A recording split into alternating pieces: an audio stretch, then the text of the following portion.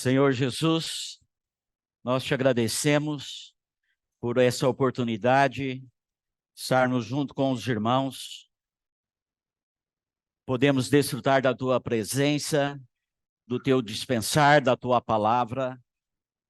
Nos abençoa nessa noite com a tua revelação, aquilo que está no teu coração. O teu encargo é o nosso encargo. Ó Senhor Jesus, ilumina os olhos do nosso coração, nos dá um espírito de sabedoria e revelação. Ó Senhor Jesus, nós queremos te conhecer mais, queremos conhecer mais a tua vontade, queremos te amar mais, por isso nós queremos conhecer o teu coração. Obrigado pela tua palavra, pela tua revelação. Nós entregamos essa reunião nas tuas mãos. Oramos em teu santo nome. Aleluia. Louvado seja o Senhor. Estamos em mais uma reunião e nós vamos dar continuidade ao Evangelho de João, que nós vamos estudar durante esses 6 primeiros meses. Amém?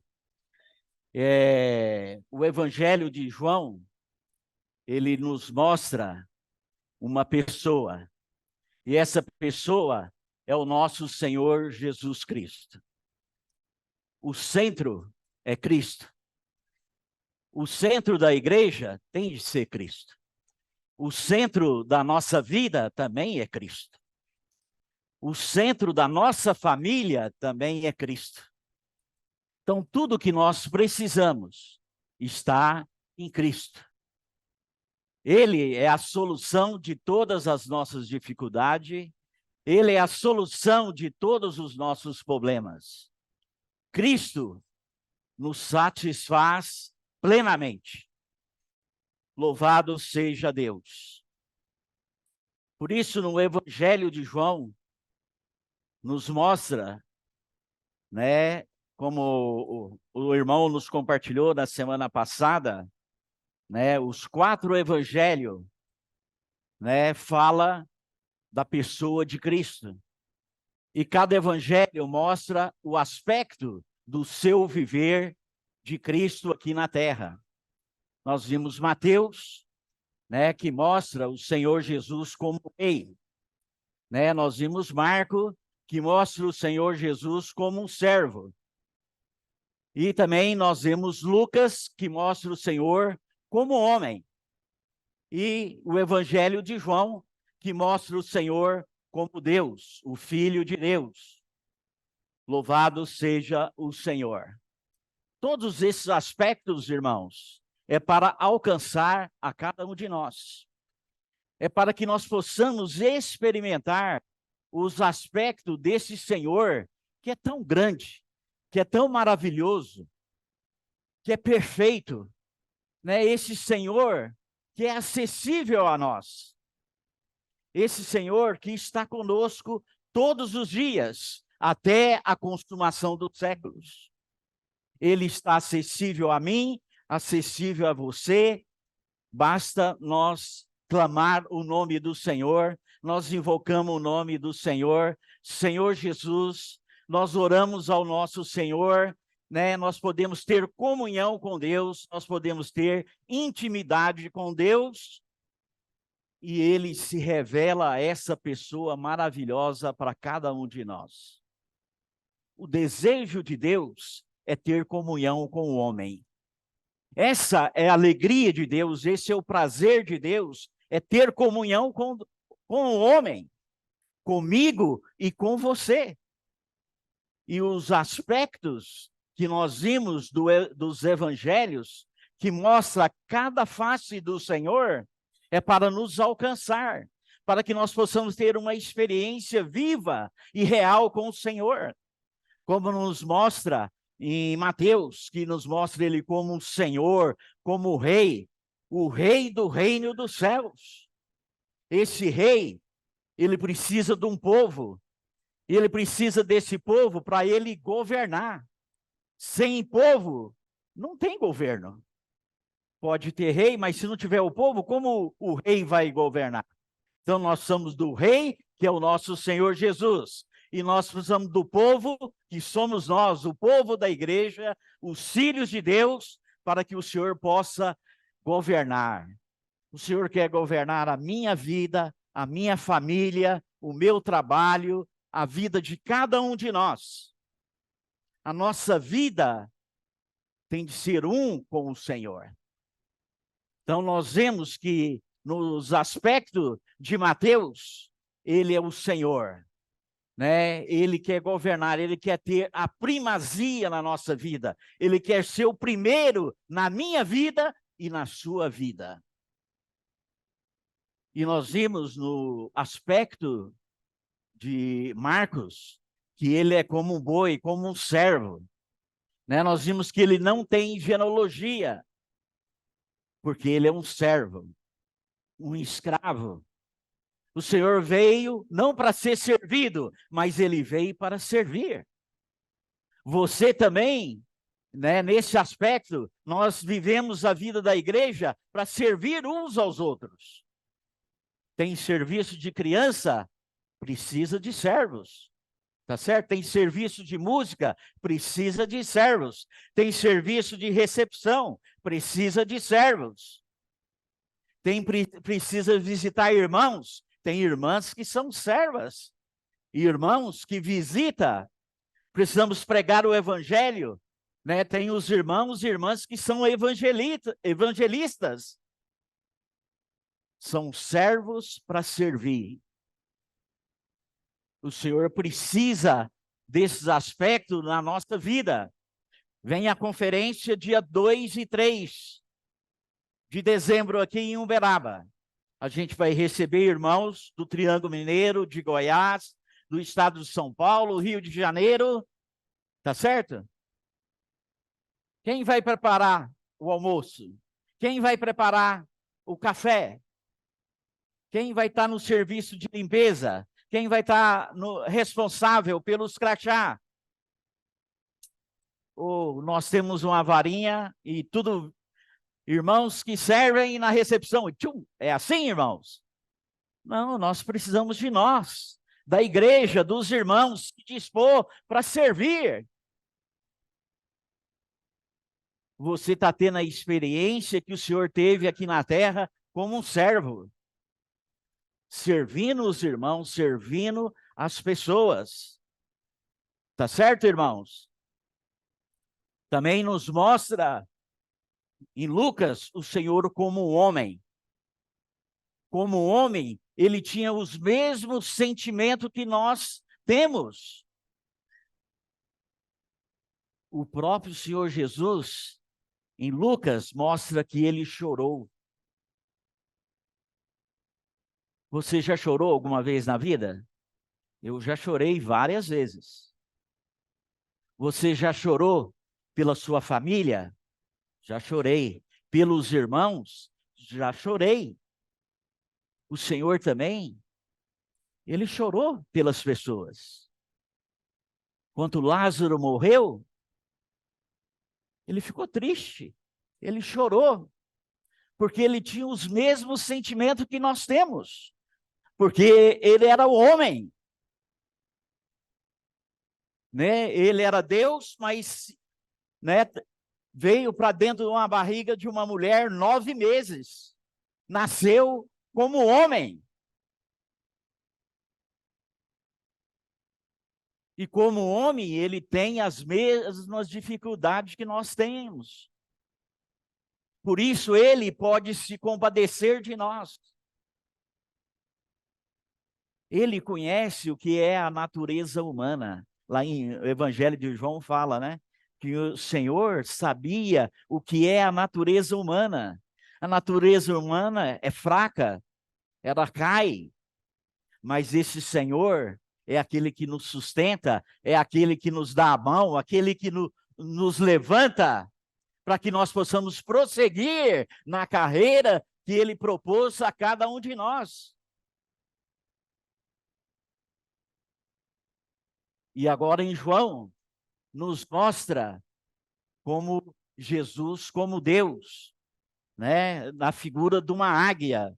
A águia, é aquela que vê sobre o céu, sobre todas as coisas. Muitas vezes na nossa vida, o Senhor vai nos levar para os céus. Por isso que lá em Colossenses fala que nós temos de buscar as coisas lá do alto. Nós vamos pensar nas coisas lá do alto. Para a gente buscar e pensar como Deus vê. Se um dia você for uma formiguinha, você vai pensar como uma formiguinha, tá certo? E a formiguinha só fica aqui na terra, ela só vê as coisas perto dela. É a visão que ela consegue. Mas o nosso Deus é como uma águia, ele quer te levar para os céus, para você ver as coisas de acordo com o que Deus vê. Da maneira que Deus vê as suas dificuldades, o seu problema que você está passando na sua casa, na sua família, na doença. Você vai ver como Deus vê. Tá certo? E quando você vê como Deus vê, você vai ficar encorajado, você vai ser suprido por Deus para prosseguir, mesmo na dificuldade. Esse Deus vai estar com você, vai estar passando com você. Você não está sozinho. O nosso Senhor está 24 horas ligado em você e em mim. Amém? Fala para o irmão do lado, Deus está com você 24 horas.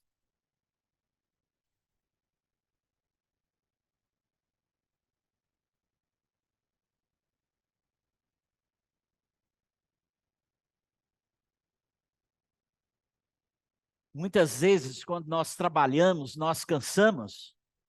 O que você quer? Aí eu quero ficar no meu cantinho, né? Eu quero descansar. Não é assim? É, mas o nosso Deus não é assim, não. Você vai descansar, eu vou estar com você. Você está cansado, você está sobrecarregado, eu vou estar com você. Eu vou te ajudar a carregar o seu jugo. Eu vou te ajudar a carregar o seu peso. O Senhor não vai tirar, o Senhor vai nos ajudar. Eu estou com você. O Senhor está conosco. É a promessa do Senhor, quando Ele mandou o Espírito Santo. Ele diz, eis que estarei convosco todos os dias, até a consumação do século.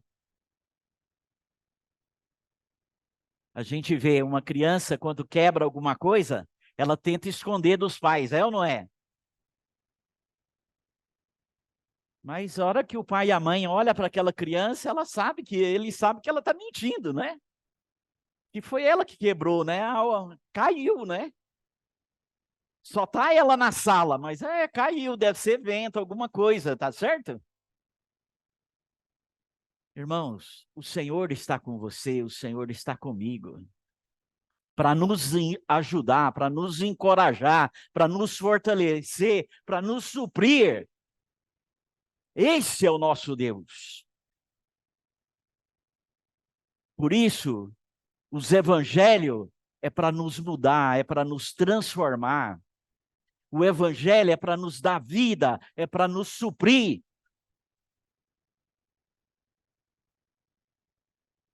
Louvado seja o Senhor. Eu gosto muito, né, que quando o irmão compartilhou de Atos,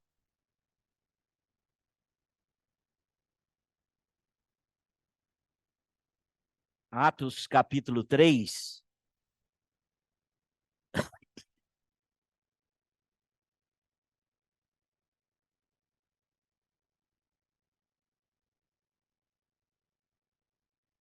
versículo 1 fala assim: Pedro e João subiam ao templo para a oração da hora nona.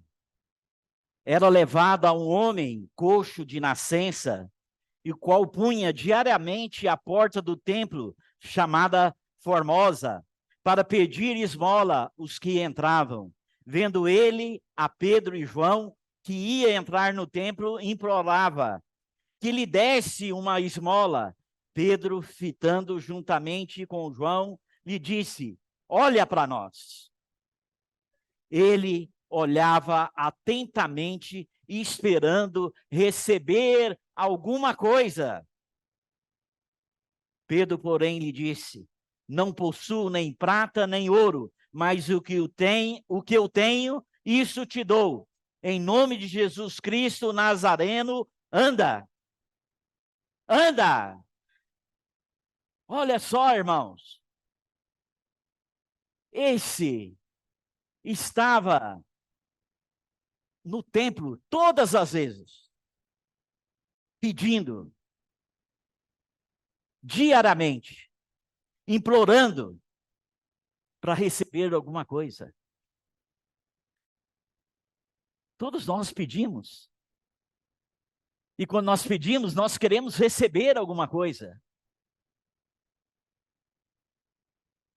Ele queria, era dinheiro.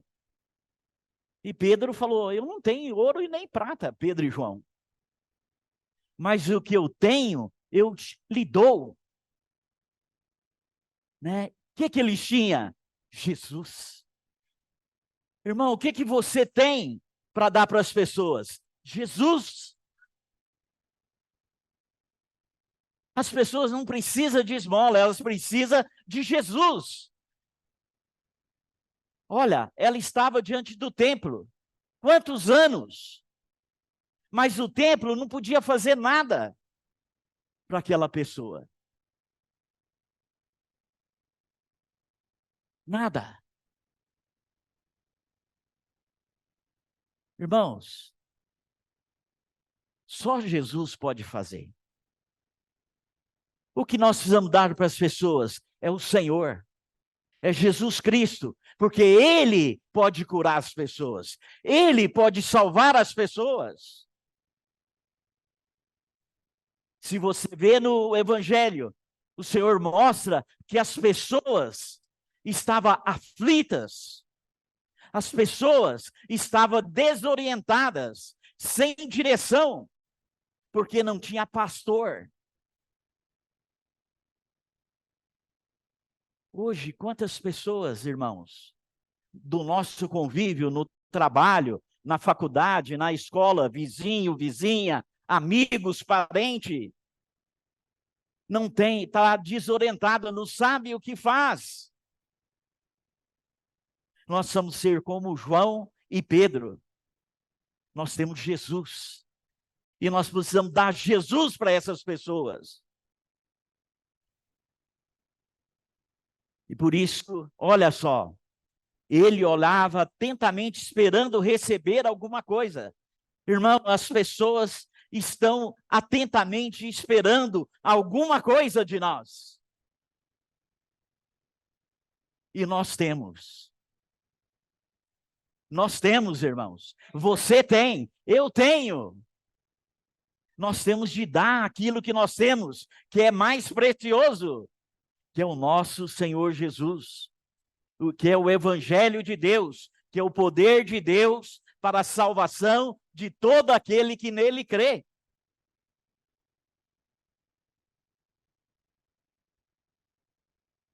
E tomando pela mão, versículo 7, tomando pela mão direita, levantou-se imediatamente aos seus pés e tornozelos se firmaram, e de um salto só se pôs em pé, passou a andar e entrou com eles no templo, saltando e louvando a Deus.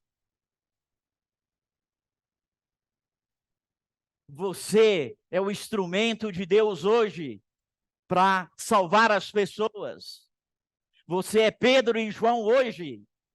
Eu sou Pedro e João hoje para salvar as pessoas, levar o evangelho pelas pessoas, orar pelas pessoas, curar as pessoas.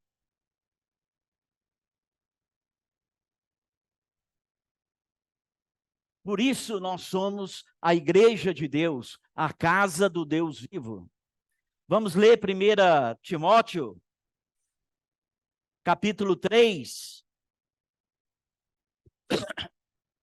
versículo 15, fala assim: para que se eu tardar, fique ciente de como se deve proceder na casa de Deus, que é a igreja do Deus vivo, coluna e baluarte da verdade. A igreja, irmãos, é a casa do Deus vivo.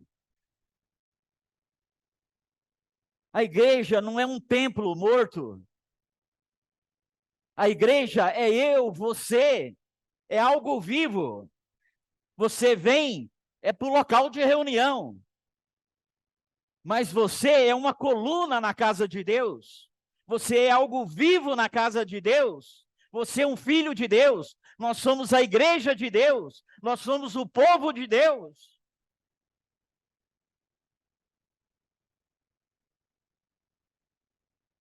O que eles viram em João e Pedro? Eles viram a igreja do Deus vivo.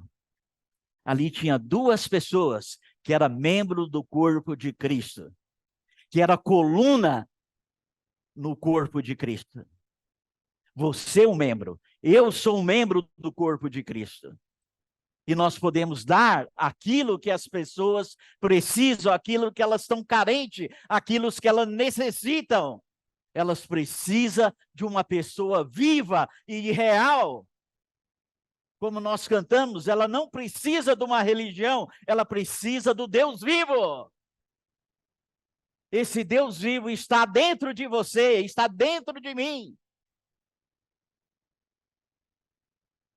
A igreja é algo vivo se movimenta, se anda, é ou não é? Não é algo estático, não é algo parado. O templo é algo estático, o local de reunião é algo estático, mas você e eu é algo vivo.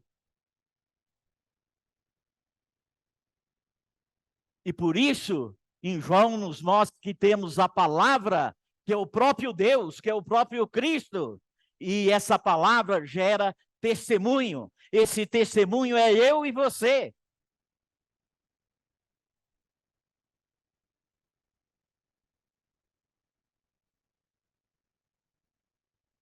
Tem diferença ou não tem, irmãos? Você entrar naquele templo chamado Formosa, podia ser bonito, grande, maravilhoso, mas está morto, não tem função mais. Mas ali tinha duas pessoas, que era a igreja, era o testemunho do Senhor, que é algo vivo, que podia curar, podia salvar aquela pessoa, pregar o evangelho. Louvado seja o Senhor. O resultado do evangelho é trazer a pessoa de Cristo, algo vivo para as pessoas experimentar. Sabe por que você está aqui na vida da igreja, eu e você? Porque nós experimentamos algo vivo, algo real, algo verdadeiro, algo que me atrai, algo que eu quero buscar todo dia, que eu amo estar na presença de Deus, que eu amo estar junto com os irmãos, desfrutando desse Deus maravilhoso. Esse Deus que é vivo e verdadeiro.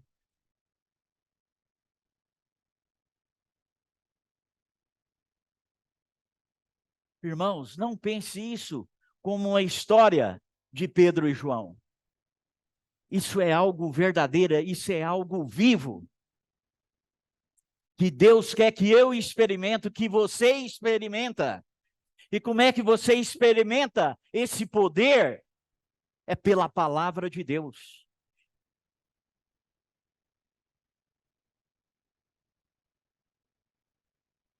Por isso que João começa, no princípio era o verbo estava com Deus e o verbo era Deus. Em outras traduções fala que no princípio era a palavra, e a palavra estava com Deus, e a palavra era Deus. essa palavra é viva. Essa palavra, que é o próprio Deus, é cheio de vida para nós. Olha o versículo 4. Fala assim: a vida estava nele. Em quem, irmãos? A vida está em quem? Em Cristo, na palavra do Deus vivo. Aquela palavra que saiu da boca de Pedro e João era algo vivo, era uma pessoa, era Jesus Cristo. E a palavra que tem de sair da sua boca e da minha boca é uma pessoa viva, é o nosso Senhor Jesus Cristo. João 6,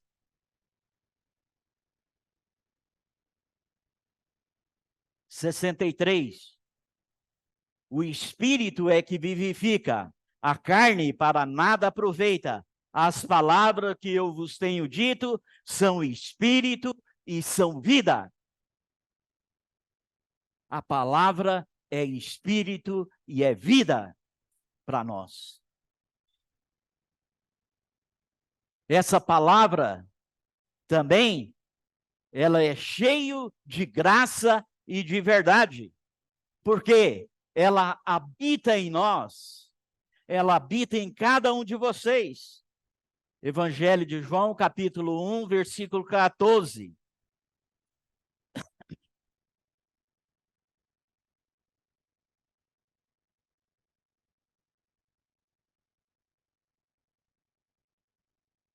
E o Verbo se fez carne e habitou entre nós, cheio de graça e verdade, e vimos a sua glória, a glória como do unigênito do Pai.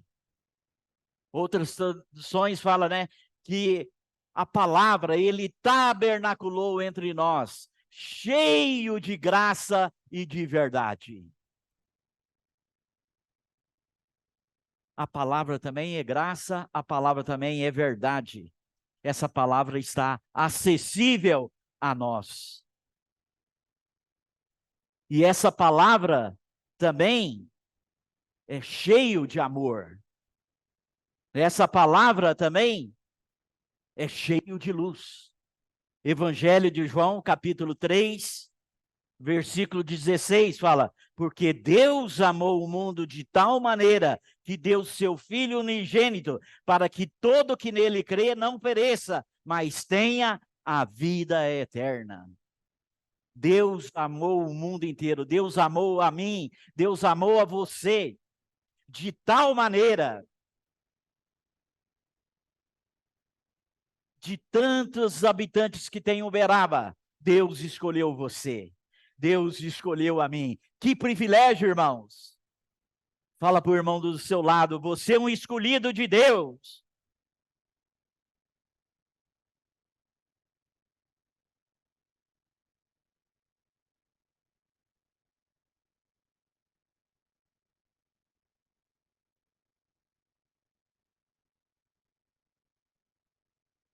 Aleluia.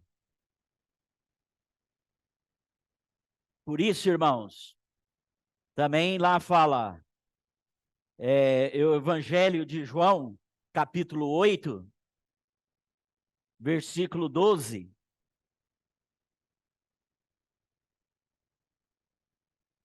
De novo falava Jesus dizendo: eu sou a luz desse mundo. Quem me segue não andará em trevas, pelo contrário, terá a luz da vida. Então esse Senhor, que é a palavra, que é vida, que é espírito, que é graça, que é verdade, que é amor, que é luz, está dentro de mim, está dentro de você.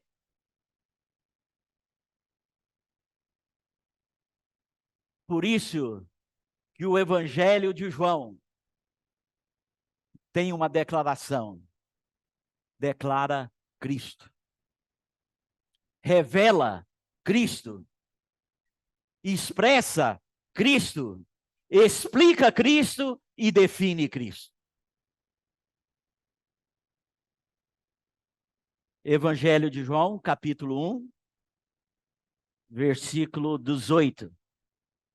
Fala assim: ninguém jamais viu a Deus. O Deus unigênito que está no seio do Pai é quem o revelou. Ninguém jamais viu a Deus. Ninguém. Mas o Deus unigênito que está no seio do Pai é quem o revelou. Quem é esse unigênito? É o Senhor Jesus. No Evangelho de João, Deus quer revelar Cristo para você. Deus quer revelar Cristo para mim.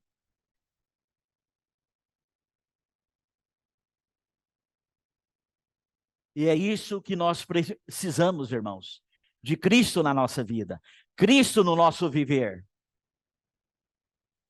Essa pessoa é uma pessoa viva. Uma pessoa viva, ela precisa estar vivendo conosco, tendo comunhão conosco. Quando nós oramos, nós estamos tendo comunhão com Deus. Quando nós lemos a palavra, nós vamos ver Deus. Nós vamos ver Cristo. Nós vamos da revelação de Cristo. A mensagem de João é revelar Cristo. Para mim e para você. Porque Cristo é o centro da economia de Deus. Cristo é o centro da vida da igreja. Cristo é o centro da nossa vida e do nosso viver. Louvado seja o Senhor.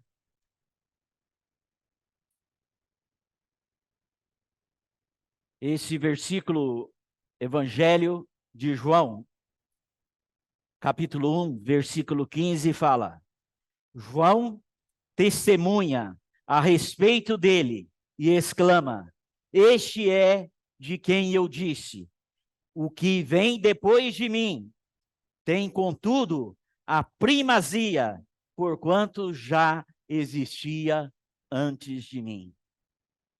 Ele, contudo, tem a primazia. O que é ter a primazia? Que Cristo quer ser o primeiro na sua vida. Cristo quer ser o primeiro na minha vida. Cristo quer ser o primeiro na sua casa, na sua família, como esposa, como esposo, como filho. Cristo quer ser o primeiro no seu trabalho, no seu viver diário. O Senhor não quer que nós tenhamos 3 vidas. Você tem uma vida no seu trabalho, tem uma vida na sua casa e tem uma vida aqui na vida da igreja. O Senhor não nos deu 3 vidas. Deus nos deu uma única vida.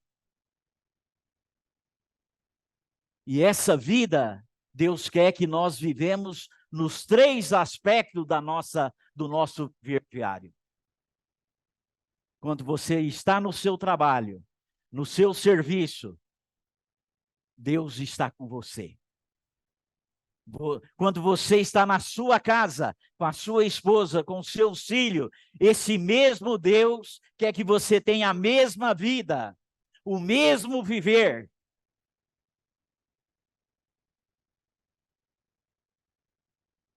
E quando você está aqui no local de reunião, essa mesma vida que você tem na sua casa, no seu trabalho social, Deus também quer que você tenha a mesma vida na vida da igreja. A vida de Deus precisa ter a primazia no nosso viver. Ele precisa ser primeiro. Por isso, quando nós nos levantamos, nós buscamos a Deus. Para quê? Para Ele ser primeiro. Quando nós nos levantamos, não é para você pegar o celular, tá certo?